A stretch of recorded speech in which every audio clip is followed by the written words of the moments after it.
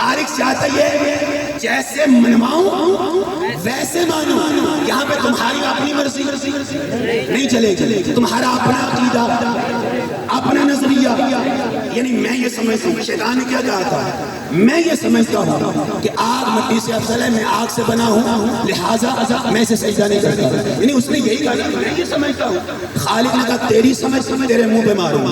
اور جب تو یہ کہہ دے کہ میرا خیال یہ ہے, میں یہ سمجھتا ہوں, تو پھر تیری ساری عبادت تیرے منہ پہ ماری جائے گی. کیوں؟ مقصد کیا ہے جو منوانا چاہ رہا ہوں وہ مانو.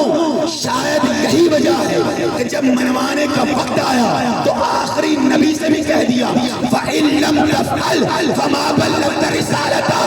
اگر ہاتھ بلند کر کے من کنت مولا کا اعلان نہ سنایا, فَمَا بَلَّغْتَ رِسَالَتَهُ, تیری رسالت کا کوئی عمل ہی کام نہیں.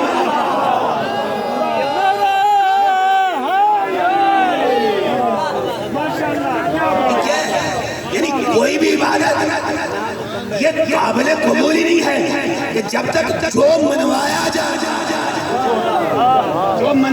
رہا ہے اس کو ماننا ہے. یہاں پہ اپنی مرضی نہیں چلے گی اور اپنے نظریے نہیں چلے گی, صرف عبادت اپنی جگہ پہ, جو منوایا جا رہا ہے ویسے ماننا ہے.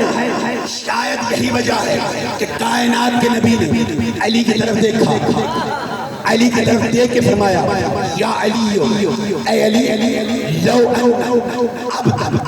ابد مثل ما قام نوح فی قومہ. یہ حدیث اہل سنت نے بھی نقل کی ہے, شیعہ کتابوں میں موجود ہے. کائنات کے نبی علی کی طرف دیکھ کے فرماتے ہیں اے علی, اگر کوئی شخص ابد مثل ما قام نوح فی قومہ, کوئی اللہ کی اتنی عبادت کرے جتنی نوح نبی کو زندگی ملی تھی. تمہاری زندگی 50 60 سال 70 سال 80 سال 100 سال تک وہ قسمت کوئی پہنچے گا. اب نوح کی زندگی انبیاء میں طولانی زندگی نصیب ہوئی. قرآن کا 800 سال تک تبلیغ کرتے رہے. اتنی طولانی زندگی کائنات کے نبی دیکھ فرماتے ہیں اگر کوئی شخص ابد مثل ما قام نوح فی قومہ, اللہ کی عبادت کرے اتنی جتنی نوح نے اپنی زندگی میں عبادت کی. پھر کائنات کے نبی فرماتے ہیں وَقَانَ لَهُ مِثْلَ أُحُدٍ ذَهَبًا, اس کے پاس احد پہاڑ جتنا سونا ہو, فَأَنْفَقَهُ فِي سَبِيلِ اللَّهِ, اسے راہ خدا میں خرچ کر دے. ثم حج, پھر اپنی ساری زندگی 1000 پیدل حج کرے. پھر یہی نہیں, ثم قُتِلَ بَيْنَ الصَّفَا وَالْمَرْوَةِ مظلوما, پھر صفا اور مروہ کے درمیان مظلومیت میں مارا جائے.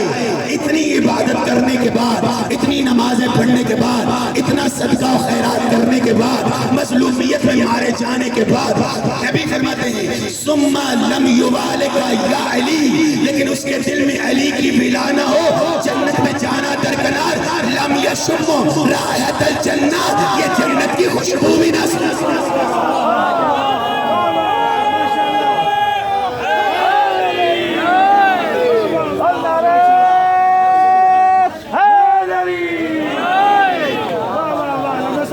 یہ جنت میں جانا تو درکنار, لم یشم رائحۃ الجنہ, یہ جنت کی خوشبو بھی نہ سن سکے گا.